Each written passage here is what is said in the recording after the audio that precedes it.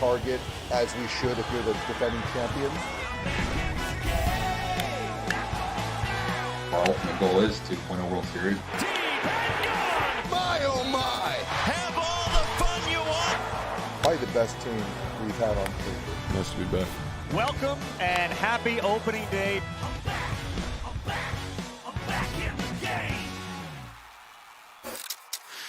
Gives me goosebumps. I can almost smell summer from here. Happening opening day, everyone. That means Jessica Mendoza's in the house here on First Take. Yankees and Giants are going to go at it tonight on Netflix. Dodgers will be tomorrow night against the Diamondbacks. But it all starts today, the three-peat quest for the Dodgers. Good or bad thing for baseball, Jess? I think it's great. And honestly, I say this because, take you back to the early 2000s when the Yankees went on their three-peat. And I'll tell you what, love them or hate them, you're watching baseball. I mean, to me, there has been a lull with excitement on those non-baseball fans, people that you're just walking down the street and they're talking about the Los Angeles Dodgers. A lot of it is negative. They're saying, what is up with this team? They spend too much money. This is ridiculous. Why can't my team spend money? And the star power that comes with it. And I get it's a mega team, but they're playing within the rules that baseball has set right now. And I have never heard so much conversation around baseball since that Yankees team because of this mega team that the Dodgers are. Yeah, I'm going to go. I can understand your point. It's good to have a villain, and the Dodgers are a villain. We can all root against them. But they're going to treat the regular season as an exhibition season because their season doesn't start until October. Blake Snell's not going to pitch. He's going to pitch in June. He's going to make 5-6 starts. Ohtani's going to make 20 starts. They realize that they don't have to win a ton of games. They can win 95 games, but they know that their season doesn't begin until October, so they're going to treat the regular season, all right, we lose 3 in a row, no big deal. They win the division. They go through the motions. They're going to get everybody rested. That's not good. That's not good for the sport. And the other thing I don't like about it is, listen, this is going to hurt This is going to hurt the CBA down the road because if the Dodgers become the first team ever in the National League to go three-peat. It's never happened. And think about how hard that is with all the multiple layer of playoffs you got to win. 100 years ago, you had to win one series. Yeah. If they go 3 in a row here, you're going to have people screaming all over. This is ridiculous. They got a $552 million payroll. And they should. They should scream all over. And the Pirates have a $100 million payroll. I mean, that's very tricky to compete when you got $100 million for one team and $552 for somebody else. But why are you just mad at the Dodgers? Why aren't you mad at the Pirates? I mean, I'm saying if you're going to call one out, well, how about let's the call Yankees? The other. Yankees are annoyed. Steinbrenner is on. Hal Steinbrenner wants a salary cap. And he's got $300 million payroll. He says this has got to stop. I can't keep up with him. Yeah, but and he's on a salary cap. If we're going to have a top, we need a bottom. I'm just saying. I agree with you on that. If we're going to have, we're complaining about all these top teams. I agree with that. 100%. I'm saying I want the teams that, like Pittsburgh, like Seattle, so many teams that should be competing. 165, 170 million. I agree with you 100%. So the Dodgers do have the highest projected payroll by $30 million more than the next highest team. Stephen A., do you think a three-peat by the Dodgers is good or bad for baseball? No, it's not good. It's interesting because here at ESPN, I think that we're blessed and fortunate, everybody but me.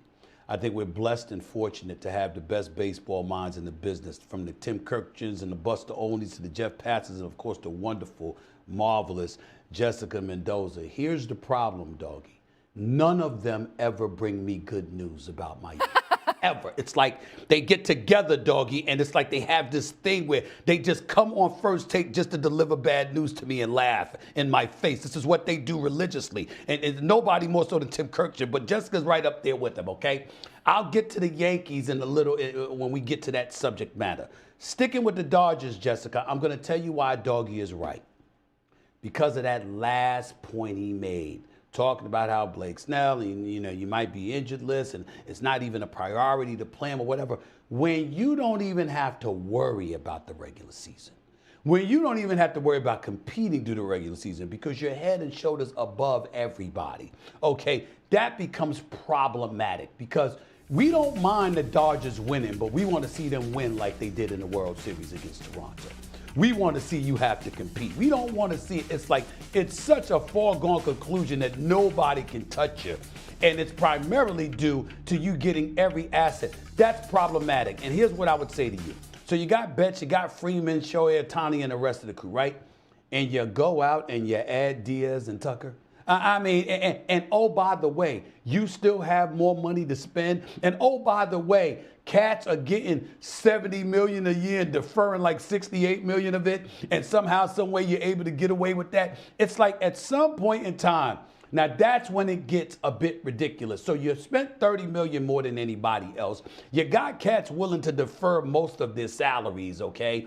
You're able to use the system in such a way that most teams could never hope to stock up and just load up on your squad. And I think that is a danger to any kind of competitive balance whatsoever. And I think that the Dodgers three-peating, particularly if they do it in convincing fashion, is something that potentially does damage to the sport, which is why you're going to have a collective bargaining negotiation that could ultimately lead to a lockout. But I gotta argue the fact that I hear it with the pitchers, Blake Snell, and being able to kind of ease them into the season. But let's be real, you're not tuning in to watch Blake Snell. You're tuning in to watch Shohei Ohtani and Mookie Betts and Freddie Freeman. And guess who's playing every day?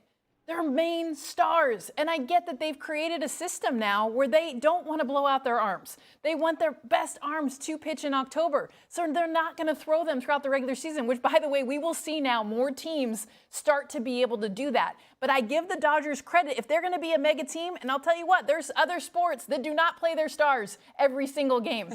The MLB does. True. And the Dodgers, you will see their main players will play every single day. And that's hundreds. But what about the deferring of the money? What about the deferring of the money when you sign for $700 million and you get to defer out of $70 million a year? You get to defer like $68 million. Everybody can't, I'm saying, but everybody can't do that, Jess. Everybody can't do that. That's all I'm trying to say. Well, you know, I mean, when you're able to circumvent stuff that way, that becomes problematic. That's the kind of stuff that I'm talking about. It's all within the rules. And this is where December 1st, Mad Dog, you hear me right, that when we get to December, I mean, it is going to be the biggest issue with when we're talking about all of these rules, but definitely the salary cap, definitely the minimum, but also all the ways to circumvent the system. It's got to be fixed. And the Dodgers are playing within the rules. Well, nobody's arguing that. I agree with you on that. We're not blaming the Dodgers. But I mean, you get a guy like Shohei Ohtani, he wants to win. He knows I'm going to get paid more than any human that's ever been paid in Major League Baseball, but I want to win. So how do I win? Well, by the way, all my sponsors are paying me hundreds of millions a year, so I can defer all this money that I want. But he wanted Yamamoto to come too. And Yoshinobu Yamamoto coming in from Japan, being able to sign these other big names because Shohei deferred. But wait a minute, Jess. Jess, if you are able to defer your money, right, then that obviously helps the organization exponentially. And I'm saying in other markets where you don't have all of those advertising and sponsorship dollars and stuff like that for a player and what have you, ultimately they're going to be compromised to some degree because they can't compete with that. What you really, really want is a system under which folks can compete, at least to some degree financially. And you can't have something like that. Like if the Dodgers couldn't defer that money, would they be doling out as much money as they're doling out? Would they hesitate? I think they would, because you can't defer like that, but they can. And I think that's something that has to be, you have to address that to make sure there's some kind of balance. The Cubs are interesting, the Phillies are interesting. We'll get into all of that other stuff. But we all know it's damn near a foregone conclusion. They're going to win the NL West. They're going to probably get to the World Series. You're hoping that whether it's the Cubs or the Mets or the Phillies, that somebody will be competitive. You're praying and you're thankful. We can't overreact, because Toronto delivered us the goods. The Dodgers won that damn World Series. Toronto did not give it to them. They almost had it. That was a hell of a World Series. Yeah. That's the only reason we can't make that big of a deal out of it, because Toronto stepped up and did not disappoint. Well, the great thing about baseball is that the qualifier that evens everything up is the postseason. Yes.